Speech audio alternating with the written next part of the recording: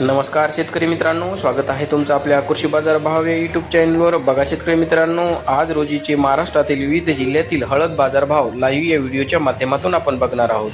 तत्पूर्वी आपण चॅनलवर नवीन असाल व दररोजचे बाजारभाव अपडेट आपल्याला हवे असतील तर या चॅनलला सबस्क्राईब करा आणि या व्हिडिओला नक्की लाईक करा. चला तर व्हिडिओला सुरुवात करूया.